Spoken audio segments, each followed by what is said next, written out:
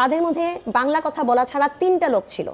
এই জিনিসটা আমার খুব বেশি মনে আছে। তারা কিলিং শুরু করেছে 11টা থেকে 11টার পরে, তার আগে কাউকে মানে নাই। যদি তখন আপনি সেনাবাহিনী পাঠাতে ব্ল্যাক করে দেন, আবার আপনার বন্ধুরা। 2009 সালের 25 ও 26 ফেব্রুয়ারি ঢাকার পিলখানায় বিডিআর সদর দপ্তরে যে জঘন্যতম হত্যাকাণ্ড ঘটেছিল তা বাংলাদেশের ইতিহাসে একটি কলঙ্কময় অধ্যায় হিসেবে চিহ্নিত হয়ে থাকবে, একথা বলার অপেক্ষা রাখে না। সেদিন সকালে পিলখানা সদর দপ্তর দরবার হলে সকাল 9:27 একদল বিদ্রোহী বিডিআর সৈনিক অস্ত্র হাতে ঢুকে পড়ে 9:45 আর্মি হেডকোয়ার্টারে একটি ফোন কল আসে। কলটি রিসিভ করতেই অপর পাশ থেকে ভেসে আসে আকুতি মিনতি করা এক ব্যক্তির কণ্ঠ। ব্যক্তিটি বলছিল, হ্যালো হেডকোয়ার্টার, আমি কর্নেল গুলজার। বিডিআর জওয়ানরা বিদ্রোহ করেছে, অফিসারদের হত্যা করছে, ডিজি স্যারকে গ্রেফতার করেছে, আমাদেরকে বাঁচান। আল্লাহর দোহাই লাগে, এক্ষুনি ফোর্স পাঠানোর ব্যবস্থা করুন। জবাবে হেডকোয়ার্টার থেকে বলা হয়, আপনি শান্ত হন, আমরা এখনই ফোর্স পাঠানোর ব্যবস্থা করছি। ব্যাস এতটুকুই ছিল তাদের মধ্যেকার কনভারসেশন। হেডকোয়ার্টার থেকে আর্মি ফোর্স সেখানে পৌঁছাতে অনেক দেরি হয়ে গিয়েছিল। চলমান বার্ষিক দরবারে বিদ্রোহী বিডিআর সৈনিকরা তৎকালীন মহাপরিচালক মেজর জেনারেল শাকিল আহমেদের বুকে অস্ত্রত্যাগ করে। কিছু বুঝে ওঠার আগেই শুরু হয় গোলাগুলি। ঘটে ইতিহাসের ঘৃণ্যতম নারকীয় হত্যাযজ্ঞ। সেদিন বিদ্রোহী বিডিআর জওয়ানরা 57 জন সেনা কর্মকর্তাসহ 74 জনকে নির্মমভাবে হত্যা করে।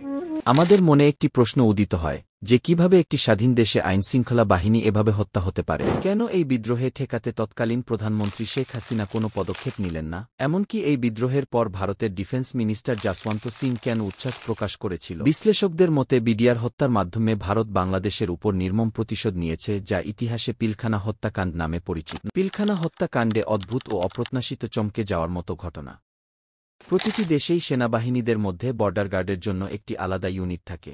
বাংলাদেশে সেই আর্মি ইউনিটকে বলা হতো বিডিআর অর্থাৎ বাংলাদেশ রাইফেলস, যার নাম পরিবর্তন করে বিজিবি অর্থাৎ বর্ডার গার্ড অফ বাংলাদেশ রাখা হয়। রাজধানী ঢাকার পিলখানায় বিডিআর এর হেডকোয়ার্টারে এই ঘটনাটি ঘটে।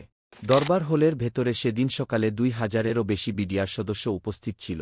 9:05 পিলখানা দরবারে হাজির হন বিডিআর এর তৎকালীন DG major general Shakil Ahmed. 9:30 বক্তব্য দেয়া শুরু করেন মেজর জেনারেল শাকিল আহমেদ। ওই সময় অস্ত্র হাতে মঞ্চে উঠে পড়েন সিপাহী মঈনকে ধরে ফেলে শাকিল আহমেদের আশেপাশে থাকা সেনা কর্মকর্তারা জওয়ানদের অদ্ভুত আচার-আচরণ এবং ঝামেলা দেখতে পেয়ে তাড়াতাড়ি করে অস্ত্রাগারের মেইন গেটে তালা দিয়ে দেওয়া হয়। পূর্ব পরিকল্পনা অনুযায়ী বিডিআরদের জওয়ানরা পিলখানার দরবার হলের বাইরে চলে যায়। শুরু হয় বিক্ষিপ্তভাবে ছোটাছুটি এবং গোলাগুলি শুরু হয়। পিলখানার ভিতরে বিডিআর, অন্যদিকে দরবার হলের ভেতরে মেজর জেনারেল শাকিল আহমেদ এবং তার অনুগত সেনারা দরবারের ভিতরের পরিস্থিতি শান্ত করতে ব্যস্ত। মেজর জেনারেল শাকিল পরিস্থিতির কথা ফোন দিয়ে জানান তৎকালীন সেনাপ্রধান মঈনুদ্দিন আহমেদকে। ঠিক 9:34 জেনারেল শাকিল ফোন করেন প্রধানমন্ত্রী শেখ হাসিনাকে, তার কাছেও সাহায্য চান।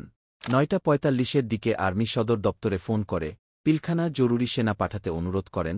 ততক্ষণে বিদ্রোহী জওয়ানরা অস্ত্রের ভাণ্ডার দখলে নেয়। সদর দপ্তরের গাড়ি ব্যবহার করে সেখান থেকে গোলাবারুদ সহ বিভিন্ন মেশিনারিজ লুট করে। এ সময় বারবার তাদেরকে কাকে যেন ফোন কল করতে দেখা যায়। এই লুটের ঘটনা প্রায় 10:30 পর্যন্ত চলছিল।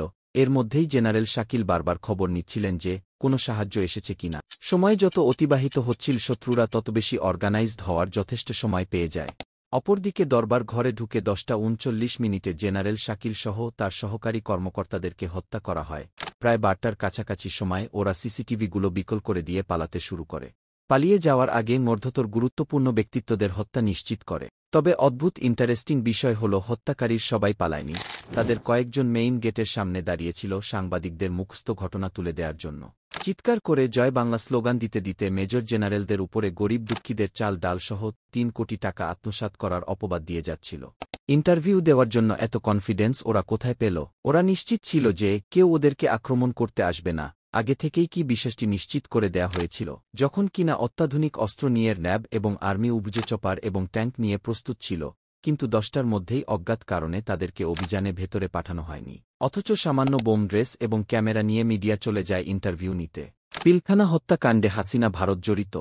যখন বাংলাদেশের রাজধানীর গুরুত্বপূর্ণ সামরিক হেডকোয়ার্টারে একের পর এক দেশপ্রেমিক সেনা অফিসারদের লাশ পড়ছিল, তখন তৎকালীন প্রধানমন্ত্রী শেখ হাসিনা এবং তৎকালীন সেনা প্রধান মঈনুদ্দিন আহমেদ কি করছিলেন? কেন দ্রুত সেনা পাঠিয়ে সেনা অফিসারদের উদ্ধার এবং ক্যান্টনমেন্টের পরিবেশ শান্ত করলেন না? কেন দেশপ্রেমিক সেনাদের রক্ষা করার বিন্দুমাত্র চেষ্টা করেনি তৎকালীন সেনা প্রধান মঈনুদ্দিন আহমেদ এবং প্রধানমন্ত্রী শেখ হাসিনা? সেই রহস্যের রহস্য পাওয়া যায় তৎকালীন সেনা প্রধান মঈনুদ্দিন আহমেদের বক্তব্যে এবং ভারতের বিখ্যাত লেখক অবিনাশ পালিবালের লেখা বই কি India's near star new journey গিবিতে। সেনাপ্রধান মঈনুদ্দিন আহমেদ জানিয়েছেন, ওই দিন বেলা 11টার দিকে প্রধানমন্ত্রী শেখ হাসিনার সাথে যমুনা ভবনে দেখা করতে গেলে তিনি দেখতে পান তৎকালীন প্রধানমন্ত্রী শেখ হাসিনা তার নেতাকর্মীদের সাথে নিয়ে হাসিমুখে চা পান করছেন। অথচ অপরদিকে ডিজি জেনারেলদের রক্তে ক্যান্টনমেন্ট ভেসে গিয়েছিল, এমন ভাব যেন মনে হচ্ছিল তার পরিবার স্বজনদের হত্যাকারীদেরকে খুন করতে পেরে খুব খুশি। অন্যদিকে অবিনাশ পালিবালের লেখা বই থেকে জানা যায় তৎকালীন সেনাপ্রধানকে ভারত হুমকি দিয়েছিল যাতে তারা বিডিআর বিদ্রোহে কোনো প্রকার সেনা অভিযান না চালায়। যদি পিলখানায় সেনা অভিযান চালানো হলে শেখ হাসিনার ক্ষমতা হুমকির মুখে পড়তে পারে, এমনকি বিডিআর বিদ্রোহে হাসিনাকে উদ্ধারে প্যারাট্রুপার প্রস্তুত রেখেছিল ভারত। শুধু তাই নয়, গবেষকরা এখানে ইন্টারেস্টিং আরও কিছু ঘটনা তুলে ধরেছেন। এই ঘটনা ঘটবে সেটা এক সপ্তাহ আগে থেকেই শেখ হাসিনা জানত। এজন্য ঘটনার এক সপ্তাহ আগে তড়িঘড়ি করে শেখ হাসিনাকে ধানমন্ডির সুধাসদন থেকে যমুনা ভবনে নিয়ে যাওয়া হয়, যখন যমুনা হল বসবাসের জন্য পরিপূর্ণ উপযুক্ত ছিল না। বিদ্রোহী জওয়ানদের নিয়ে যখন প্রধানমন্ত্রী তাদের সাথে বৈঠক করে তখন তাদেরকে কোনোরকম জটিল প্রশ্ন ছাড়াই ছেড়ে দেয়া হয়। একটিবারের জন্য জিজ্ঞেস করা হয়নি যে ডিজি শাকিলকে তারা কেন হত্যা করেছিল। তখন সময় মতো ভেতরে সাহায্য না পাঠানোর জন্য একাধিক সৈন্য সামন্ত ক্ষোভ প্রকাশ করেন শেখ হাসিনার উপর। ক্ষিপ্ত সেনা সদস্যরা সেনাপ্রধান মঈনুদ্দিন আহমেদের উপর চেয়ার ছুঁড়ে মেরেছিল এবং সেনাপ্রধানকে অকথ্য ভাষায় গালিগালাজ করে। কিন্তু জেনারেল আমিনুল করিম ক্ষিপ্ত সেনা সদস্যদের শান্ত করেন। বলা হয়, খুনিদের এই পরিকল্পনাটি বাস্তবায়িত হওয়াতে শেখ হাসিনার পুত্র সজীব ওয়াজেদ জয় অনেক খুশি ছিল। আগে থেকেই বিডিআর এর প্রতি ক্ষিপ্ত ছিল। ঘটনার পরপর ইমিডিয়েটলি 27শে ফেব্রুয়ারি প্রধানমন্ত্রীর ছেলে জয় দুবাই গিয়েছিল বিদ্রোহীদের সঙ্গে দেখা করতে। পালিয়ে যাওয়া বিদ্রোহীদের হাতে একটি করে কাগজের খাম ধরিয়ে দিয়েছিল। বিশেষজ্ঞরা ধারণা করেন জয় তাদেরকে পুরস্কৃত করেছিল। 2001 সালের এপ্রিল মাসে কুড়িগ্রামের রোমারিতে বাংলাদেশের বিডিআর এর সাথে ভারতের বিএসএফ এর মধ্যে একটি যুদ্ধ হয়। যে যুদ্ধে বিএসএফ এর সেনাবাহিনীদের কঠিন জবাব দিয়েছিল বিডিআর বাহিনী। তাদের 100 জনকে মৃত্যুর ঘাঁটিতে ঠেলে দিয়েছিল। ঘটনার পরপর উত্তাল জনতার মাঝে ভারতের ডিফেন্স মিনিস্টার জাসওয়ান্ত সিং বলেছিল এর জবাব দেয়া হবে। বিশেষজ্ঞদের মতে এরপর থেকেই ফাঁদ পেতেছিল ভারত, কখন সুযোগ আসবে বিডিআরের উপর প্রতিশোধ নেয়।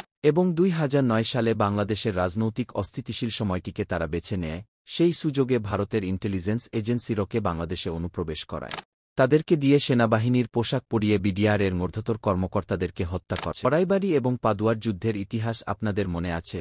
আমরা যখন ভারতে আক্রমণ করে দখল করি তখন এই ভারত চিন্তা করে এত বড় দেশ হওয়া সত্ত্বেও একটা দেশের গেরিলা বাহিনীর কাছে বারবার পরাজিত হচ্ছে। এইটার প্রতিশোধ নেওয়ার জন্য এরা শেখ হাসিনাকে ক্ষমতায় আনে এবং শেখ হাসিনাকে ব্যবহার করে তখন এই পাদুয়ার যুদ্ধের এবং বড়াইবাড়ির যুদ্ধের প্রতিশোধ হিসেবে 2009 সালের 25শে ফেব্রুয়ারি বিডিআরের হত্যাকাণ্ড ঘটিয়েছে।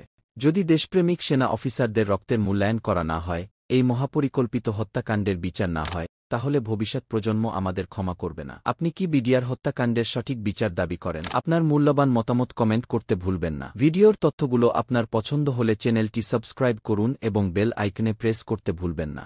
আল্লাহ হাফেজ।